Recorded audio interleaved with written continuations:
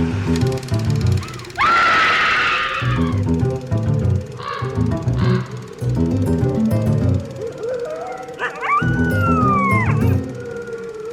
and welcome to Scream Scene, the horror movie podcast where we watch every horror movie ever made in chronological order, and then we rank them from best to worst. My name's Sarah. And I'm Ben. Thanks for listening to us today. How are you doing, Ben? It's been very busy for us, I feel like, the last few weeks. Yeah. We've been sort of looking at the housing market here in Calgary for potentially getting a new apartment. And it's all very... Newcastle Scream Scene. Right. It's all very up in the air. We don't need to move. It's just sort of looking at what's available and seeing if we want to move to something else. So we're going through a big, should we stay or should we go kind of discussion. And between that ongoing discussion and the whirlwind of different places we've been looking at, it's all just a bit much. So it's left us very busy. Busy bees. Mm-hmm. Yeah. How are you, Sarah? Oh, I'm fine. Okay. I've had this whole week off of work, little staycation, so I'm doing great. Yeah. I believe we have a couple new patrons to shout out at. That is correct. Coming aboard as patrons of the night here at Castle Scream Scene, we have Bert George and Mallory Somerville. Thanks, Bert. Thanks, Mallory. If you would like to become a patron of the night like Bert and Mallory, you can head over to patreon.com/screamscenepodcast, where you can support the show for as little as $1 a month. At the $5 level, there is weekly bonus audio, and at the $10 level, there is intermittent horror short fiction that I write that is exclusive to patrons. Bert, thank you for choosing us to be your Ernie. Mallory, I don't have any pop culture references to make for you off the top of my head, but stay tuned, and perhaps by the end of the episode, my brain will have clicked into gear. Thanks so much, everyone. So speaking of our patrons, this week's movie comes to us from a patron. Nick Harold suggested we watch this movie at the same time he sent in his appeal for The Ghoul.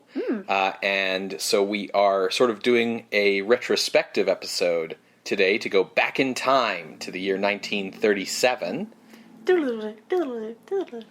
And we're taking a look at Yèbàn gēshēng, or Song at Midnight. Awesome. So Song at Midnight is often considered to be the first Chinese horror film.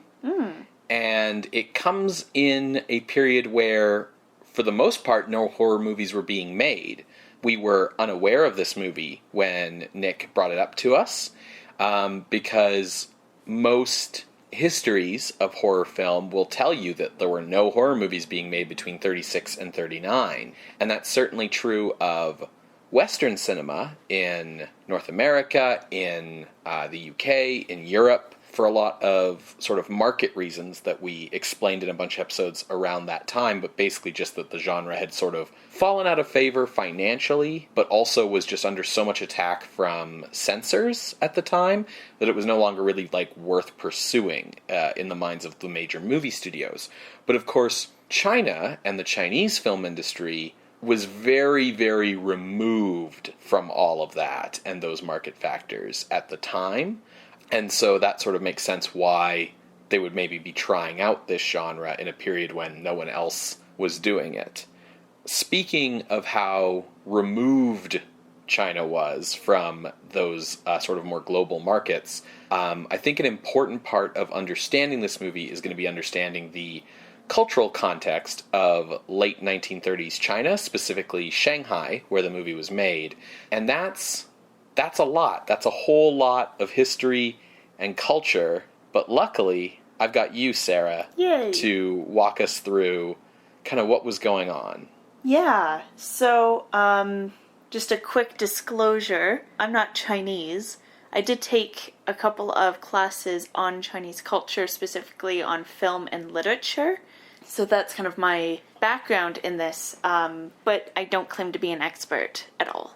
Just putting that out there.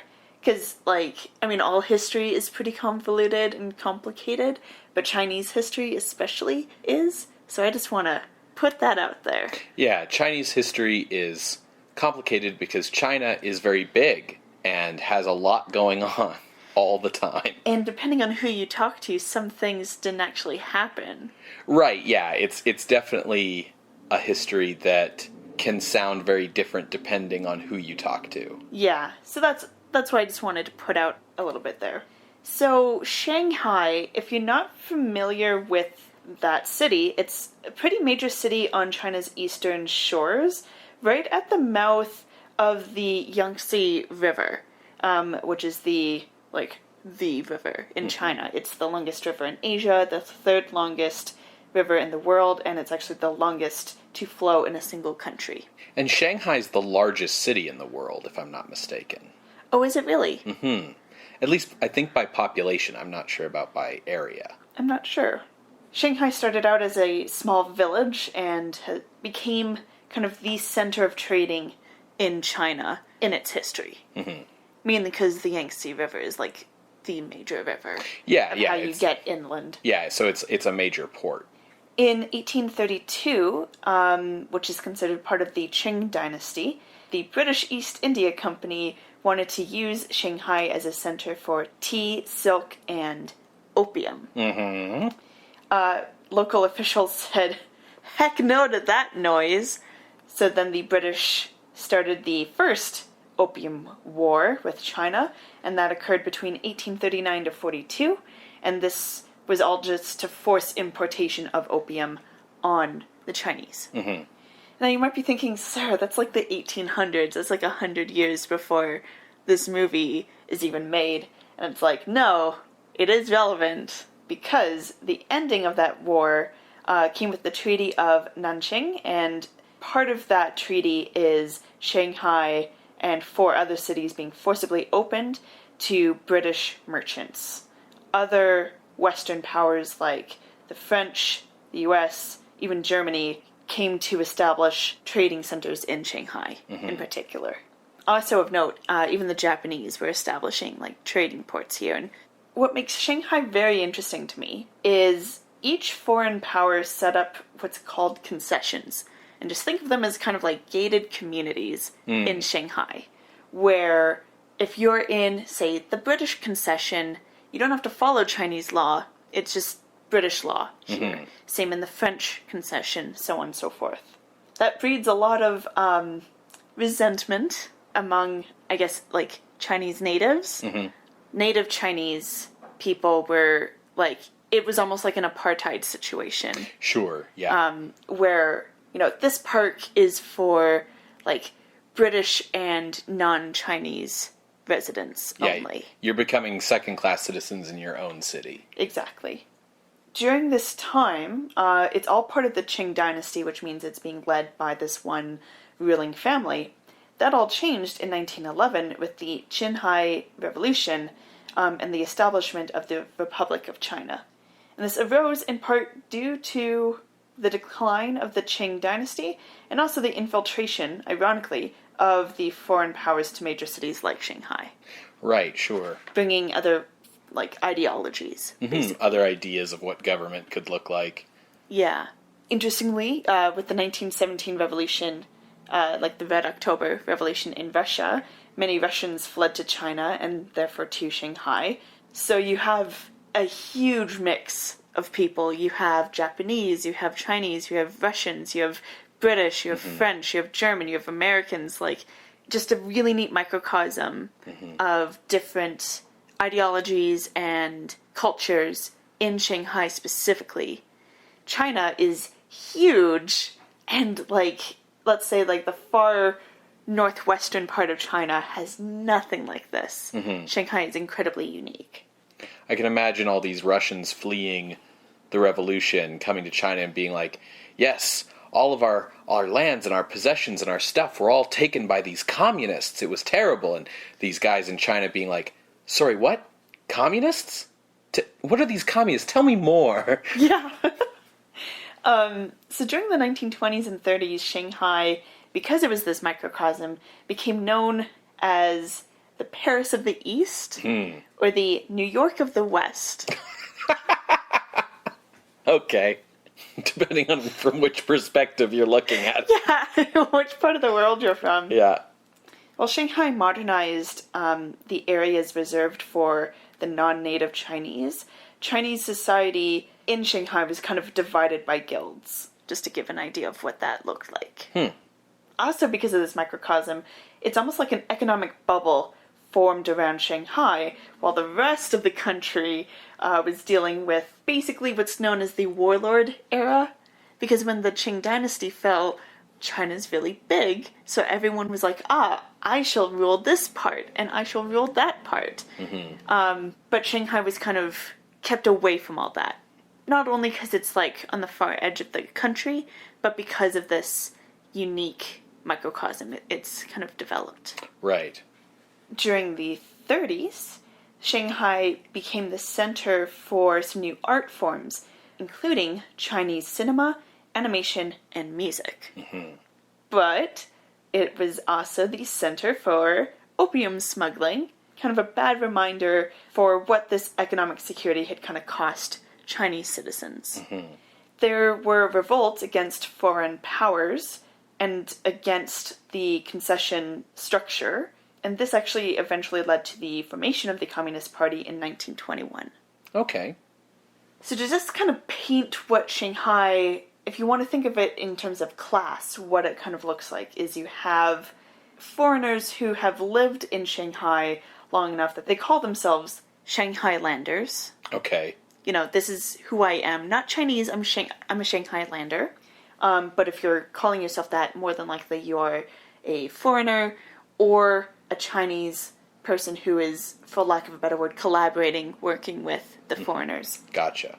Then you have a growing presence of the Communist Party, which is interesting considering that most of, like, native Chinese society in Shanghai was split up according to guilds. So growing Communist Party, and then in the middle there, you have the criminal underbelly of the gangs, the opium smugglers, the biggest gang being called the Green Gang.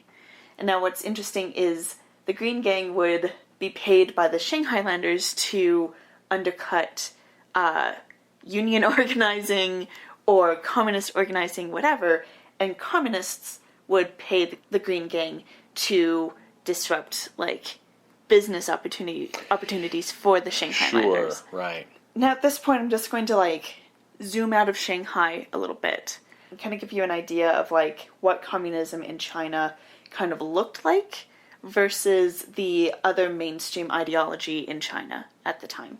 So, communism in China mainly came about with the Western ideologies of, like, Marxism or even Leninism growing and kind of being imported in from foreigners, and those ideologies being picked up by Chinese intellectuals. There's definitely a strong connection between communism in China and Russia. They had a lot of solidarity for Bolsheviks, a lot of support for the October Revolution in 1917. So that's kind of the growing counter-movement. The main political party in China at the time is the Nationalist Party, also known as the Kuomintang, kind of abbreviated to KMT for short. This party was founded in 1911 after the Shanghai Revolution that ended the Qing dynasty. And this is Chiang Kai-shek. Well, he became the leader of the party in 1926. Okay. But everyone was like, yeah, we're super into this guy. Let's have him be the leader. And Chiang Kai-shek became a bit of a, I don't want to say tyrant, but he was called Generalissimo Chiang because he ran the military side of the party. And then when he came into power, it kind of unified that role of party leader and military ruler. He led the National Revolutionary Army to unite China during the warlord era, and as part of that, when he came to Shanghai, ironically, he was welcomed by many of the communists there. But then in April of 1927, there was the Shanghai Massacre, which actually started the Chinese Civil War. The Shanghai Massacre was a large surprise attack and violent suppression of leftist activists and Communist Party members that was carried through by the army as led by Chiang Kai-shek, but also the Green Gang. Okay. Estimates are rough, but between 300 to 5,000 communists were killed in Shanghai. At that point, many leftists fled Shanghai. You want to get the heck out of there. And later that year, in response, the Communist Party founded the People's Liberation Army, also known as the Red Army, to kind of combat the threat of Chiang Kai-shek's army. And that's kind of why this event is seen as sparking the Chinese Civil War, which actually takes place from this point until 1949, when the Red Army pushes the KMT out. The KMT actually flee to Taiwan, and that's why there's do you recognize Taiwan as its why own there's country? two Chinas. Yeah. So that's why that's a contentious thing. A big press here to start World War III button that we're going to back away slowly from at this point. That's a different horror story. So that's the start of the Chinese Civil War. There's also a growing powder keg leading to the Second Sino-Japanese War. Now, a little bit more history here is that in 1931, Japan invaded Manchuria, which is kind of like a northern province of China. In 1932 is when this event called the January 28th incident occurred, and that was the Japanese Navy bombing Shanghai to quell protests against the Japanese occupation of Manchuria. So basically people protesting outside the Japanese concession, and the Navy just bombed it. 5 years after that incident, 1937, we have the Battle of Shanghai, also known as the Battle of Shanggu. And that's kind of the first of over 20 fights between Chinese and Japanese forces in the beginning of the Second Sino-Japanese War. This battle, and I'm going to go into a little bit of detail here because the battle is happening the same year that this movie is being released in. Yes. So Shanghai was used as a place to stall Japanese forces in order for China to gather its resources to kind of do a little bit of a last stand, despite it being the first battle. And the KMT figured that if we can stall this out, and it's happening in Shanghai, maybe we can get some sympathy from the foreigners here, and we can get some foreign power on our side here. There's kind of 3 stages to the Battle of Shanghai. It all started in August, and the first part of the battle is mid to late August, with the National Revolutionary Army pushing the Japanese presence out of Shanghai. Then from late August to October, the Japanese forces trying to overtake Shanghai, and the way that battle is kind of described is, ironically, in a Stalingrad style. Right. So you've seen, Enemy at the Gates, right? Yeah. So, fighting house to house, a lot of, snipers. It's a very, very bloody form of battle, I guess.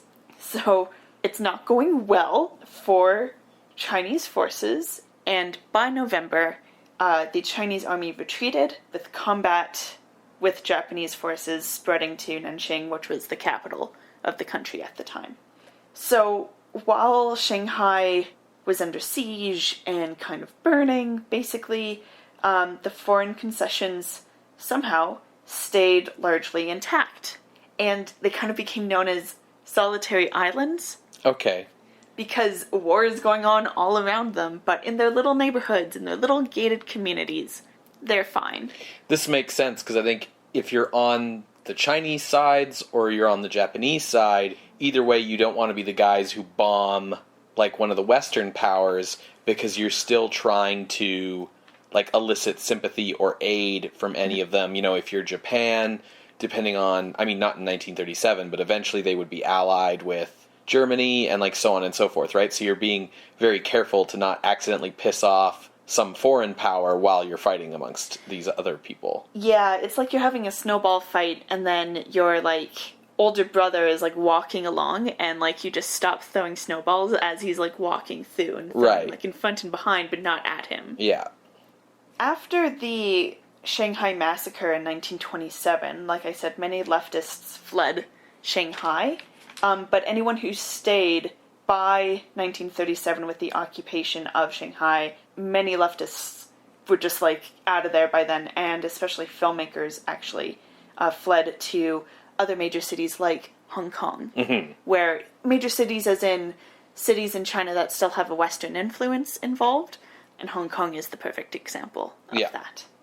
So what you have in China at the time, in 1937, is a very fraught place with a lot of contradictory elements going on, because you have this country that's at war with itself between the nationalists and the communists, and you also have the country at war with Japan from the outside, so you have a lot of factionalism and a lot of fighting going on. And then you have these solitary islands of Western presence where, it's business as usual. And Shanghai in the 30s was a very contradictory city in terms of being, this very wealthy, westernized city that also had this very significant and, strong leftist movement among its intellectuals and its artists. Yeah. And that sort of brings us to this movie. This film was produced in Shanghai as part of the leftist revolutionary art movement of the 1930s, where a lot of, it's sort of this ironic situation where a lot of filmmakers and artists were heavily influenced by leftist thought and supported the communists, but, for something like a movie, you have to have funding. And so that was coming from these capitalists. This film was produced by the Xinhua Film Company, which was founded in 1934 by Jin Shan, who had originally made his money in the Peking opera scene and had become very wealthy enough to create his own movie studio in 1934. And this studio was designed to capitalize on the popularity of leftist cultural sentiments in Shanghai at the time.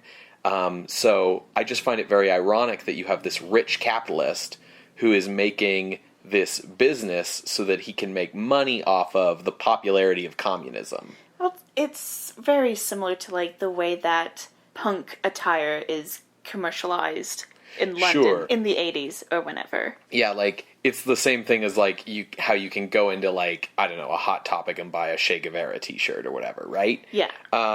Within 3 years of its founding, Xinhua had risen to become a major industry player. It was one of the largest movie studios in Shanghai. After the Battle of Shanghai in 1937, Xinhua was actually the only major film production company left in the city, and I could find no information on when in the year this movie came out. I know it came out in 1937. It was probably made before the Battle of Shanghai started, but I really don't know temporally when it was released in relation to that battle. But I do know that in the days after the battle, when the city was under Japanese occupation, Xinhua adopted a series of strategies to try and survive under Japanese occupation. In 1939, Zhang incorporated Xinhua into an American-based company that he created called China United Pictures. So basically what he did was Zhang went to America, incorporated a business there called China United Pictures, and then had China United Pictures buy Xinhua, so that now Xinhua was a foreign-owned company, and that was done as part of a scheme to basically get around Japanese meddling in the way that the company was run during the occupation, because now it was a foreign company, and thus, under the American concession. Yeah. However, in 1942, the Japanese decided they'd had enough of that, and they folded Xinhua into all the remaining Shanghai studios as a single Japanese-controlled monopoly called China United Productions, or Zhonglian. Because of his cooperation with this, Zhang was arrested by Chinese nationalists after the end of the war, that is, the Sino-Japanese War. Ironically, he had already been arrested at that time by the Japanese due to what was considered to be divided loyalties. So the Japanese arrested him because he wasn't loyal enough to the Japanese, and then the Chinese arrested him for not being loyal enough to China. When the nationalists freed Zhang, he moved to Hong Kong. Get me out of here. Yeah. The film's director is Ma-Xu Weibang, who was born in 1905 in Hangzhou as Chu Weibang, but as he was orphaned at a young age, he decided to hyphenate his family name with that of his wife's name when they were married. Ma-Xu studied at the Shanghai Institute of Fine Arts in the early 1920s, and initially worked as an actor before directing his own films starting in 1926. Song at Midnight was his 8th feature film, and his first major success. Ma-Xu was familiar with American horror films, particularly those of Universal Pictures, and that's where it bears saying, since we haven't mentioned it yet, that Song at Midnight is a Chinese adaptation of Phantom of the Opera. Mm-hmm. And I think the thing that's going to be worth reminding ourselves looking at this movie is this is 1937, so we're coming after the various iterations of the Lon Chaney Phantom of the Opera, but before Hollywood's own sound color remake of Phantom in 1943 with Claude Rains. Yeah. In addition to Phantom of the Opera, he also took inspiration from Hunchback of Notre Dame, Dracula, and Frankenstein, in addition to inserting pro-communist content into the story. So, interestingly, this is like, sure, it's a Phantom adaptation, but he's deliberately sourcing Universal's horror movies. Yes, for the stylistic content. Because there's never been a horror movie in China before, he's essentially using the style template of Universal as kind of a guideline for the look and the cinematography, while using sort of communist material to source the the narrative and the plot.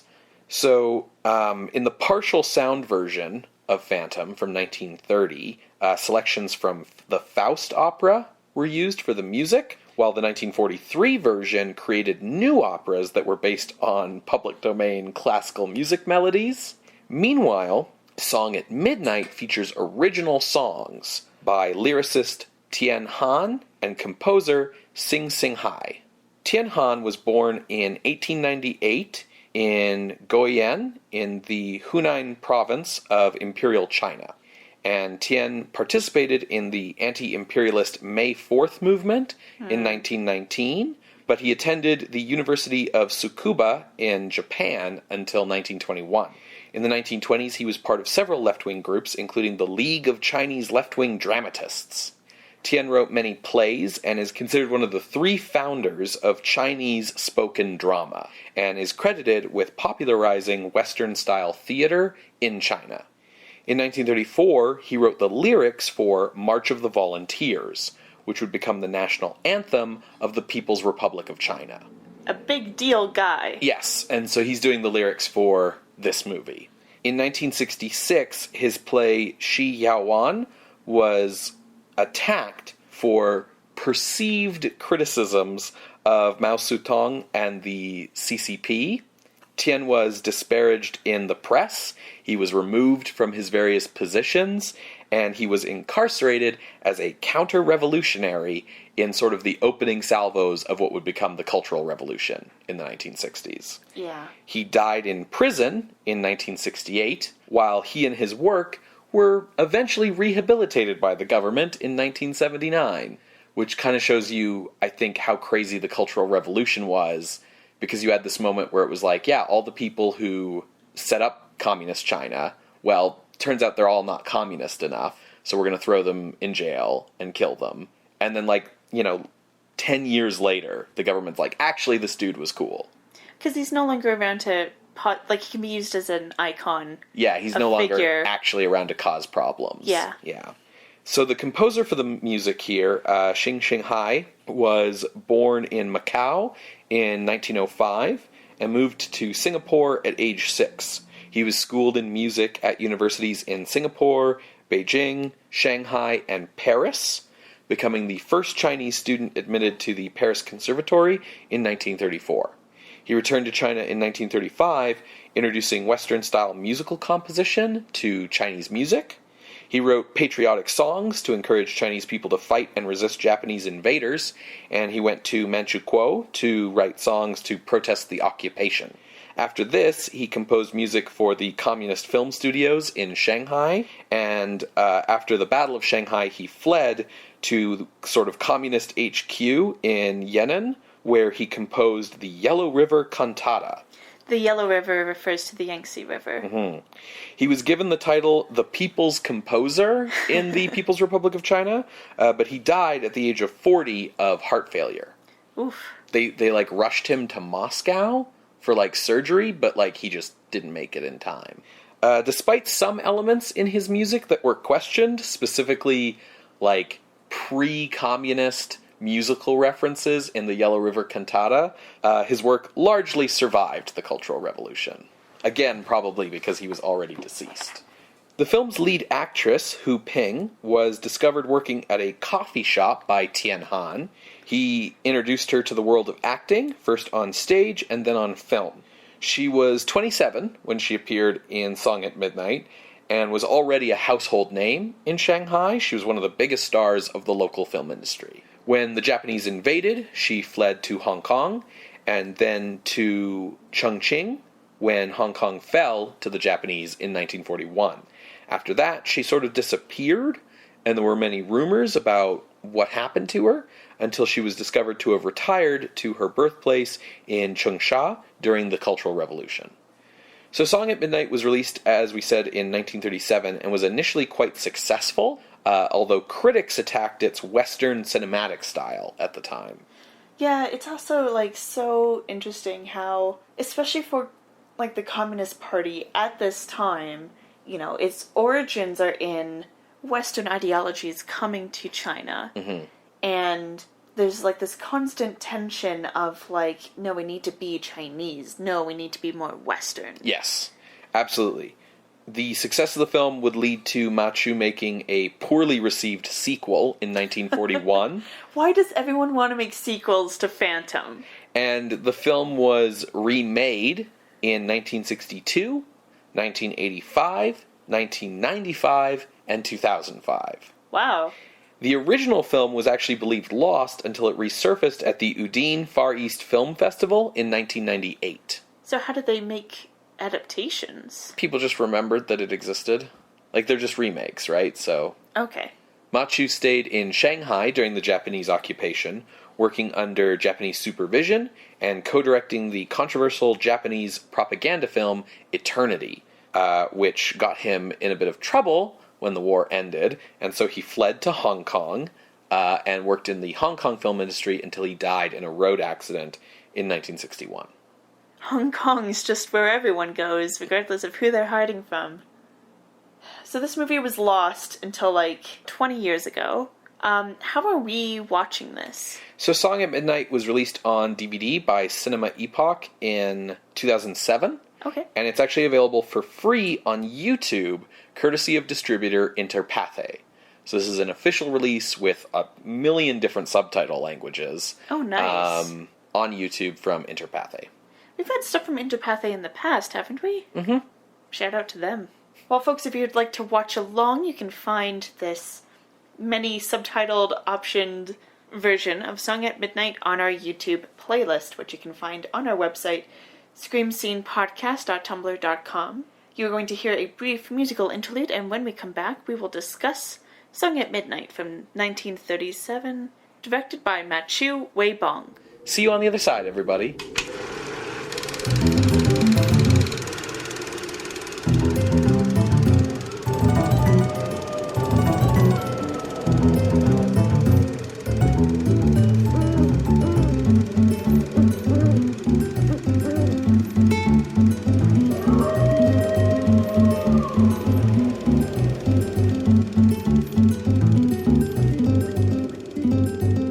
Hello everyone, and welcome to Scream Scene. We just finished watching Song at Midnight from 1937, directed by Ma-Xu Weibang. Sarah, what did you think of the movie? I enjoyed parts of this, and it went on way too long. Yes. It is 2 hours. Yes. And honestly, if you just cut each shot down by 10 seconds... Or cut every, like, third shot. Yeah. Yeah, the pacing in this movie is terrible. Everything goes on slightly longer than it needs to. When the music started coming in, we started getting songs. At first I was like, this is why this is 2 hours long, because it's a musical, and that always makes movies longer. But honestly, no, it's an editing problem. Yeah. I found this movie super boring, and I struggled to stay awake through a large part of it. There were parts that made me sit up and pay attention, but not a lot. Yeah. Well, why don't you tell everyone what it's about? Okay. Maybe before you do, we'll just, give a caveat that the subtitles are official subtitles, but it's almost like they're translated directly. Yeah, I think they're literal subtitles. Yeah, because sometimes sentences don't make sense. Or, things that are obviously figures of speech are, said in a very, matter-of-fact way. Yeah. Yeah, I think they were very literal subtitles. So, there's a bit of ambiguity. Not as much as when we do, the Google Translate auto subtitles, but a little bit. Yeah. So, our setting is an old, rundown theater, and a troupe of actors have arrived at this theater to perform a play. And we've got sort of two younger lead characters in this troupe of actors. Sun Xiao-o, who is our young male lead, and his girlfriend, Liu Du, who is our young female lead. And they show up and they start rehearsing for this new opera they're going to do, or operetta maybe. Sun is having a lot of problems with his singing, but luckily there is a phantom of the opera, if you will, who is willing to help Sun with his singing and teach him. So that's sort of a neat twist on the original Phantom story, is that it's a male singer getting coached. Yeah, and it seems to come from a genuine place. Right, yeah. So this Phantom who lives in this theater, he's assisted by a creepy, weird hunchback assistant, which is another Universal Pictures influence. And he has a regular routine, which is that he goes out at midnight every night and sings a song of unrequited love to a mysterious woman who lives in a house across the street. Yeah. So it's a literal title, Song at Midnight. Sun's singing gets much better, and the play opens and he's very good, and he wants to express his gratitude to the mysterious shadow on the wall that's been teaching him how to sing this whole time. And so the shadow reveals himself as a black cloaked figure with sort of a black sheet over his face, and bids him come into, the upper catacombs of the theater, to reveal that he is Song Dan Ping, who was a famous actor 10 years ago. And Sun's like, well, wait a minute, didn't Song die? And Song is like, let me explain to you my convoluted melodramatic backstory. So 13 years ago, Song had a different name, which I don't really remember at the moment, and he was a member of the Revolutionary Communist Party, and he had to flee due to communism. The reasons why when you're a revolutionary communist you have to flee things. And he came here and he took up acting under the name Song Dan Ping, but I guess he wrote his own stuff. Yeah. Because all of his stuff is revolutionary themed. He's doing French Revolution style plays so that he can talk about liberty and equality. He's out here doing Victor Hugo stuff. Yeah. And he has a love interest who is Li Xiaoxia. Li is actually our mystery woman whose Song has been singing to at midnight every night. And Li's father is the local warlord and doesn't really take too kindly to the political content of Song's plays. So one day, him and a bunch of toughs, including Tang Jun, who is a rival of Song's for Li's affection, they take Song and they just, beat the shit out of him. But this doesn't stop Song from pursuing Li, and it doesn't, make Li any more likely to go with Tang, who does try to assault her. So, to get Song out of the way, Tang decides to, ambush him after a show one day and throw nitric acid in his face, Harvey Dent style, or maybe Claude Rains' The Phantom of the Opera style. This, horrifically burns Song, but to everyone's surprise, he survives. And he goes through a long period of convalescence where he's got just bandages on his face and hands. Claude Rains style. Mm-hmm. And, during this period of recovery, Li sends the younger version of Song's hunchback, sidekick, to deliver love letters and roses and things to say, hey, get well soon, and so on. And I can't wait for the day when your bandages can come off. And I guess it's almost the day when the bandages can come off. And Song's like, I can't take anymore. I have to see what these roses look like. I have to read what this letter says.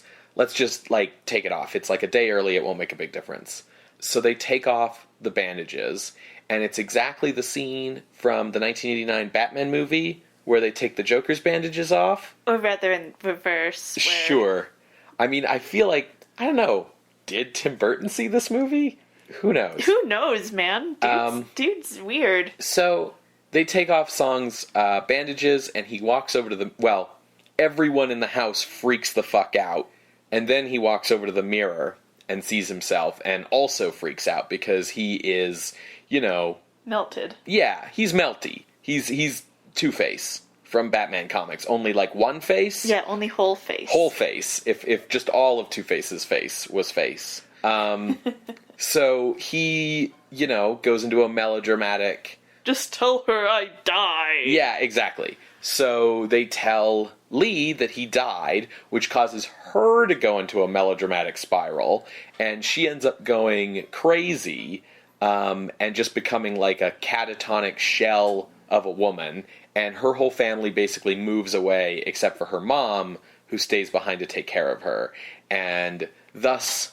we come to the present day where for the past 10 years, Song with a black cape over his face has been singing a song every night to Li, who comes out to listen to it, but she's still in this, catatonic state where, Song's dead, but he sings to me every night. And Song's yeah, I've been singing to her every night, but she still thinks I'm dead. I think maybe she's getting used to it.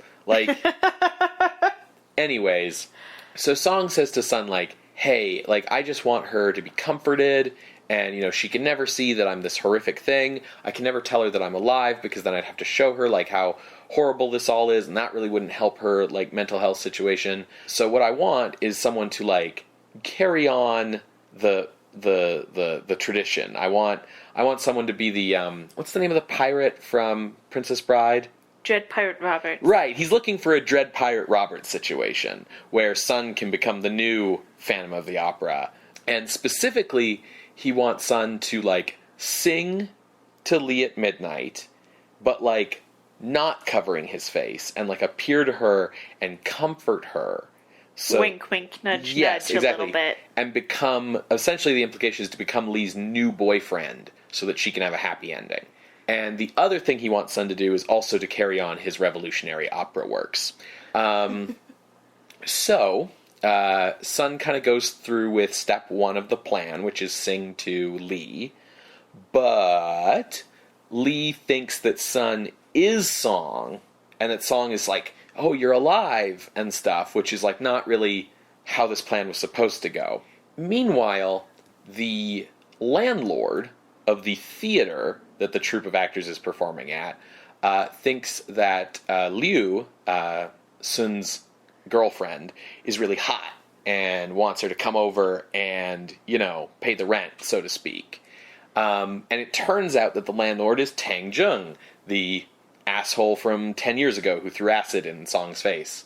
So he tries to assault Liu because... why not? It's a melodrama. Yeah, he's evil for the sake of evil. It's great. He's a landlord, so he's evil. Yeah. Because this is a communist movie. Never forget. She resists, and she There's a really typical melodrama misunderstanding where Sun finds out that she was out with Tang, and she's trying to be like, no, he forced me. And he's like, oh, I don't love you anymore because you betrayed me for this other guy who's like an asshole. And it's like, right, yeah, he's an asshole, so he forced me. Like, you know, it's the typical melodrama misunderstanding. Also, speaking of melodrama misunderstandings, Song sees Sun with Liu and is like, oh, you already had a girlfriend. Okay, my whole plan that you would become my girlfriend's new boyfriend is ruined. All is lost.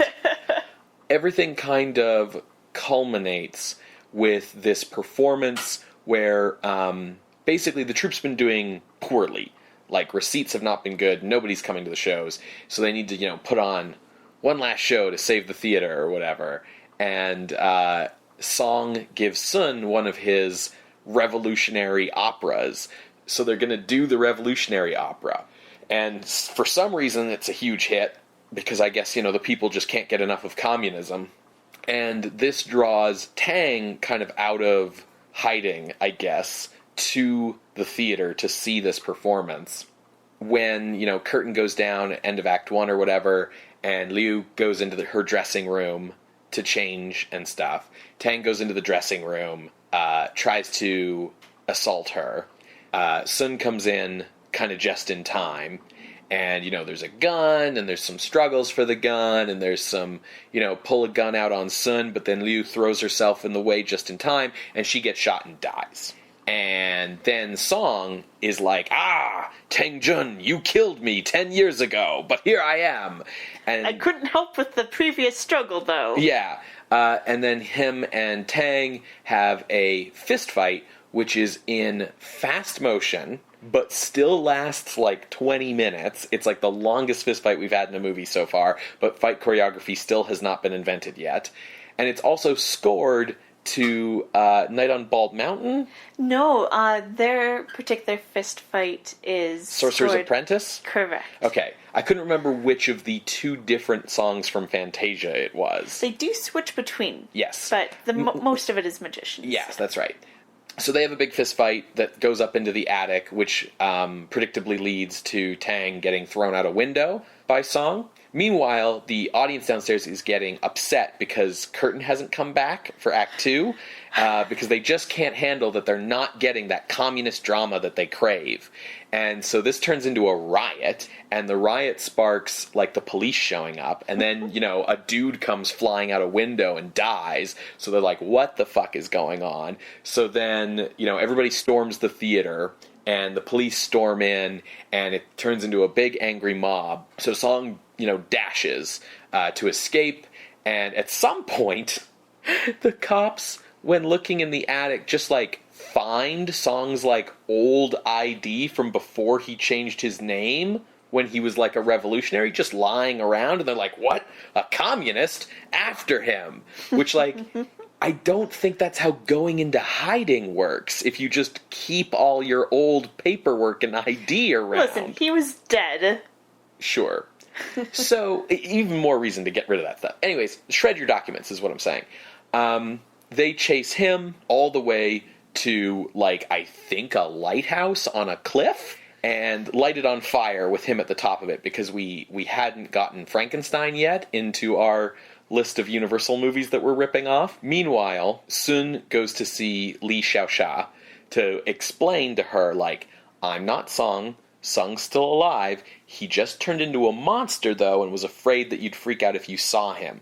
But he's been the dude singing to you. Here's the whole backstory. But he's still a definite communist revolutionary, so the army is going to kill him right now. And so she kind of faints again. Then Song's on top of the tower. It's burning from below. He's like, fuck it. It's the end of the movie. Jumps out the window to his death in the ocean. And then that means that Sun can end up with Li. The end. Yep, that's how it ends. Mm-hmm. So, what did we like about this? Let's start there. Sure. I liked the moment when they take off the bandage. There's actually, like, blood or, like, something on the inside of the bandage. Mm-hmm. So it really sells that, you're taking it off. And everyone's reactions were quite fantastic. Yeah, it's a good build-up to see how everyone else sees it first, because the camera's behind him. Yeah. So it really helps build it up, and the blood on the bandages helps, your mind start turning like, oh, how bad is it, right? Yeah. I even think that, like, once we turn around, I think the makeup for Song Ping is pretty great. Like, it's a good, truly horrific makeup design. I liked it much better than Claude Rains's acid face in The Hollywood Phantom. It reminded me of the guy from Dr. X with the synthetic flesh. Yeah, it had a bit of that. I think that was some good horror. Everything kind of around his horrific appearance was good horror. The reveals for that. The makeup for the Hunchback is very good. It's very, like, imagine, like, Quasimodo crossed with, like, Shang Tsung, and that's basically the look of this character. Sure. I think there was some really good horror imagery in this movie from time to time. Little scenes and bits that did some spooks and some scares and some tension building really well. When the acting troupe first arrives to the theater, they get a little bit of a tour from the Hunchback manager. I think he's like a caretaker or a janitor or something. Yeah. And he's showing them around, and it's all, like, cobwebby. And at one moment, like, the camera pans up, and it looks like there's two bodies hanging. Mm-hmm. And that's what I thought it was. And then someone screams.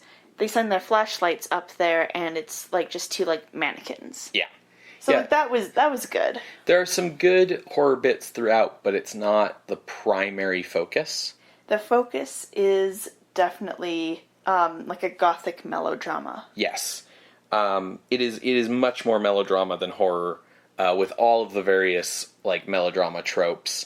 But I think it is worth remembering that was sort of the case with early horror in other countries, too. Early horror in America, like, even looking at the 1925 Phantom. Early horror in Germany, if you're looking at, like, the first Student of Prague. Mexico with La Llorona. I think even though by late 30s and even into early 40s standards, this is more melodrama than it is horror. If we sort of isolate it within the context of just Chinese cinema, and instead of comparing it to, other late 30s movies, compare it to the early horror of other countries, it's much more in line, I think. I see where you're coming from, but then I think of, like, a movie like Dos Monjes, Two Monks, which was like, everyone's like, yo, it's horror, and then we watched it, and it's like, no, it's just melodrama. It's a drama itself. Right, yes. But Dos Monjes came after Fantasma del Convento, which sort of proved, like, okay, they can do horror. I'm more thinking about this compared to, like, La Llorona, which has a similar feel of, like, throwing kind of everything at the wall.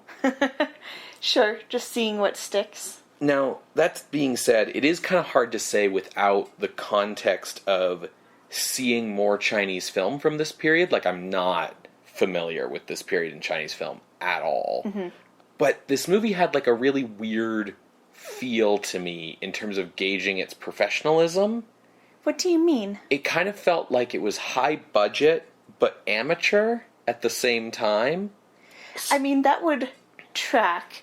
Not saying that whoever's making it, Ma-Xu isn't a professional, but definitely high budget in the sense that the person who's rolling the studio has money to spare. Yeah, I mean, we see lots of crowds for the big mob scene. There's a lot of production value when you can see it. The print that we had access to on YouTube is a little muddy at times, and it's a little hard to see, especially in the first reel. But it looks like there was some money behind this. But it looks like it was being used by people who didn't quite know what to do with it. Mm-hmm. Which is odd, because this was Ma-Xu's 8th feature film. But watching it, the feeling I got was as if this was a first film. It felt like the first movie that someone makes, when it's like, you've got the money and they've given you the green light and you're not sure you'll ever get a chance to make another movie, so you better just throw everything you like into this one.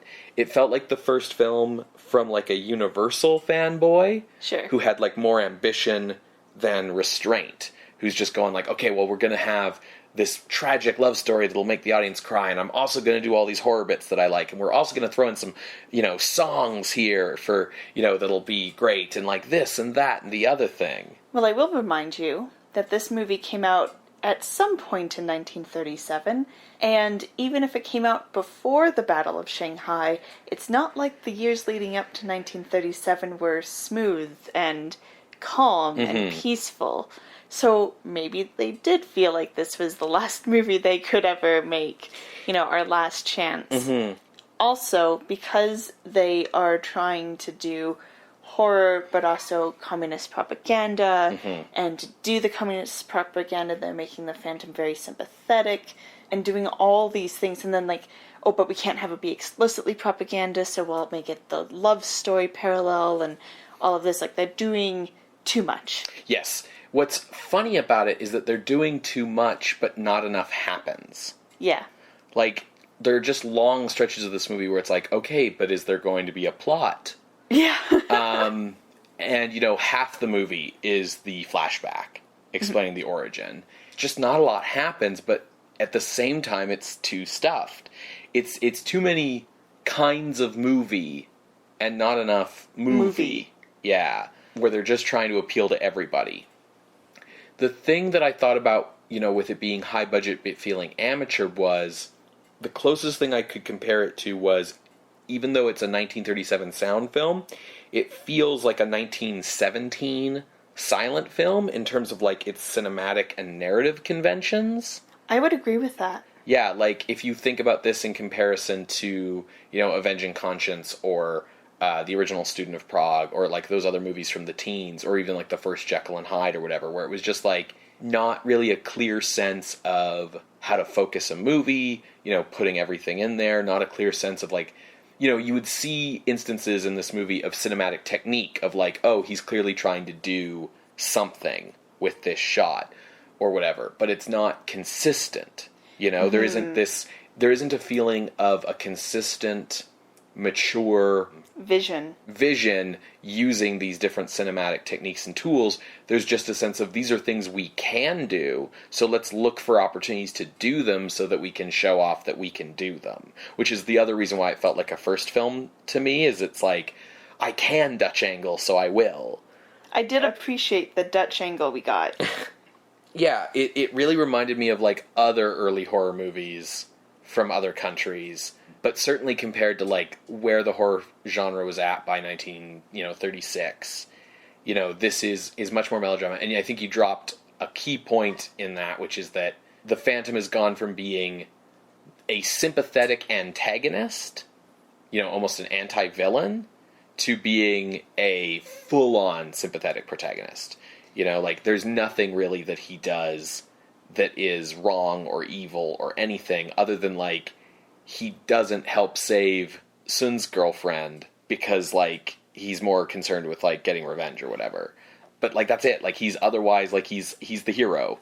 He's more Darkman than the Phantom. Yeah. And the idea of, like, a gothic melodrama, it's almost, like, that's basically, like, a sister genre to early horror movies. Oh, for sure. Like, where we're at in 1943, 44, not so much anymore. But in terms of their roots. Yeah, you basically, the Gothic novel, is the grandparent of, romance and horror and mystery and a few other genres. And when you look, the earlier back in history you go with those genres, the more overlap there is, right? Yeah. Like, by the 80s, there's not really a lot connecting Miami Vice and, like, Friday the 13th and, Bonfire of the Vanities. But if you go all the way back to 1915, yeah, romance, horror, mystery movies, they're all the same thing. Yeah. So, like, I think, yeah, you make a great point that we have to give this movie a little bit of slack because it's the very first in its country, in its cinematic tradition. And I think even if narratively it sort of drops the ball on being a horror movie because there isn't really anything here that's like a monster or something trying to scare you or frighten you because, again, it's more concerned with either the romance or the communist propaganda. In terms of the cinematography, you can see its place in the horror canon very easily because there's so much being taken from the imagery of classic Universal movies here, with darkened hallways filled with cobwebs and women in long white gowns walking over fog-filled, forests and things. That's kind of where I find this movie a bit of a treat. Even though, there was long stretches where I was just like, oh, come on, can we please just, move on? Yeah. It was very interesting to see how those early Universal films had influenced someone and taken those iconic images and put them into their own movie. Yeah, in a completely and how they mixed different, and matched it. Yeah. Yeah, in a completely different cultural context. Yeah. Right? There's something, a little bit of a unique treat of seeing, the imagery from, these very European-inspired Universal movies, but with, traditional Chinese costume, for instance. Yeah. But definitely I wish things would move on faster in this movie. Everyone's performance kind of feels like they're in slow motion.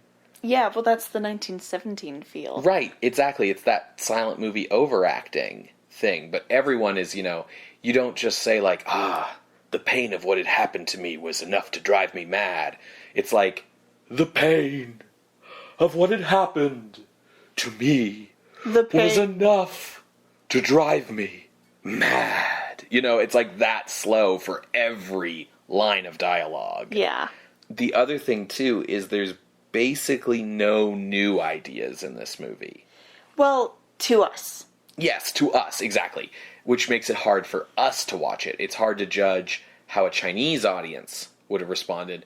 But for us, this is all cliches that we've seen a million times before. Even the revolutionary rhetoric stuff is shallow. Yeah. This is not in-depth, really, amazing socialist propaganda. This is not something that's going to make you question, the validity of the capitalist world in which you live. This is a bunch of very shallow stuff about, fight for liberty and equality against oppression, which, that's not really specific to communism. Every single ideology is going to tell you that it's fighting for liberty and equality against oppression. That's all of them. Yeah. It's just about how they're going to go about doing that. So it's very shallow, and I don't know. It's the things that are different from the norm are the Phantom connecting with a man in a friendship and a mentor role. Instead of the... an actual mentor role? Right. And as I already pointed out, doing the acid thing before Hollywood got to it. Which I don't think, even if you're looking at the development of how the Phantom story changed with each successive adaptation, I don't think we can really credit the acid thing to Song at Midnight. It first appears here, and it definitely is then how the Phantom is in almost every successive adaptation, but I strongly doubt that anyone in Hollywood saw this movie from, the year that Shanghai got captured by the Japanese, and thus was then lost. The print's in sore shape, and I don't blame it. I think it's probably more an example of parallel thinking than of influence. I would agree with that. So we've kind of beaten around the bush, but let's go into ranking.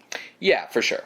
So, as we kind of were sort of alluding to, this isn't much of a horror movie, but I think it earns the same benefit of a doubt as the 1913 Student of Prague, or The Avenging Conscience, or these other kind of, the Golem. The Golem's on our list. Yeah. And, I would say the Golem is less horror movie than this is, but got included because of how early it was in the horror canon for Germany, right? So... Speaking of which, that's kind of around where my range is. Okay. So I started looking for La Llorona, because even though there isn't a lot of plot similarities, there was something in the feel of the two movies, of kind of this feel of biting off a little bit more than they could chew, that reminded me of La Llorona. So La Llorona is at number 90 on the list currently, and I wanted to, consider maybe this is better. So I started looking above La Llorona, And I was like, ooh, Black Moon, ooh. And then, like, The Ape Man is not a good movie. No. And then above that, there was the 1941 Black Cat, and above that... Which was okay, except for the comedy and... Yeah, it wasn't enjoyable, but it was competent. Yeah. It's the difference between the 1941 Black Cat and this is, like, I feel this movie had ambition, but not a lot of competency, whereas the Black Cat from 1941 has a ton of competency and no ambition. And then right above that, we have Der Golem. Going in the other direction from La Llorona, if this was worse, I kind of stopped at Sex Maniac at 93, and I was like, no, this is better. So that's kind of my range. My range is 87 to 93. So I am totally with you in this range. I think it's a great idea to kind of look at La Llorona. I feel like this should go below the Black Cat and above the Ape Man because of the ambition, but the lack of competency. Okay, I'm good with that. Okay, cool. Because, like, this was able to... It had the time to be able to look at the Universal films and, like, adapt those scenes and the iconography into its own milieu. Yeah. Whereas La Llorona didn't. It's 1933. Yeah. Like, I maybe they could have seen Spanish Dracula, I guess. But, like, it's not quite the same. So, yeah. I think that this movie probably works a lot better as, you know, if we were doing a podcast on just Chinese horror movies, and this was our first episode, we'd be like, yeah, this was dope. The movie really suffers in comparison to, like, the wider worldwide development of the genre that's going on, which is kind of hard to, like, really put against the movie too much because of how, like, uniquely isolated the Shanghai film industry was. Especially with everything that's going on. So entering the list at number 88, we have Yèbàn gēshēng, or Song at Midnight, from 1937, directed by Ma-Xu Weibang. By the way, I didn't mention this during the plot summary, but Song at Midnight is both a literal title of He Sings at Midnight and a pun, because his name is Song. Yep. And that pleased me. If you would like to see this list, you can go to our website, screamscenepodcast.tumblr.com.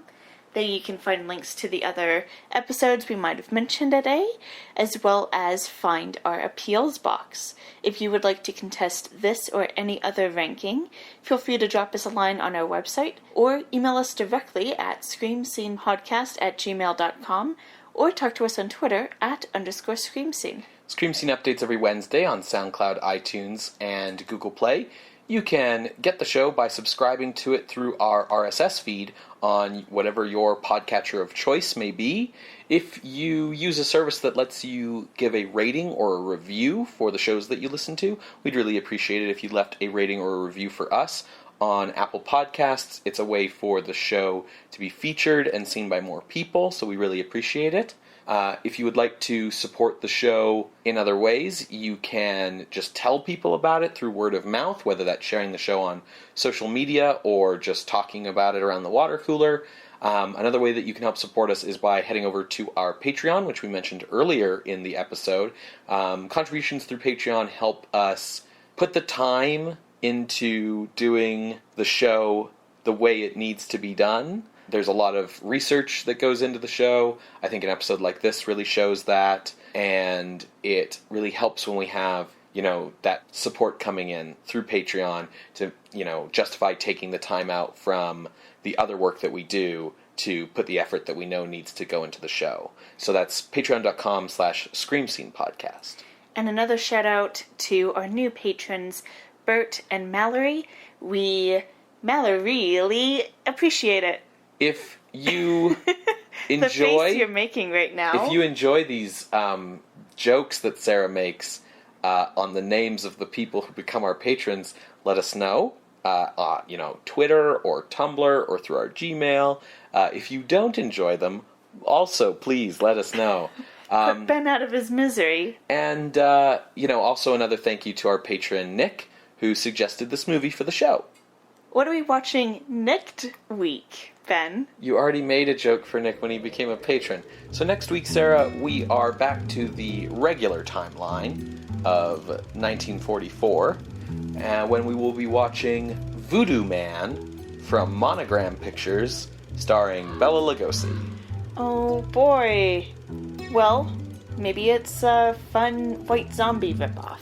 Yeah, it might be like a devil bat where it's really fun. Yeah. Okay, well, we will see you then, creatures of the night. Bye. Bye.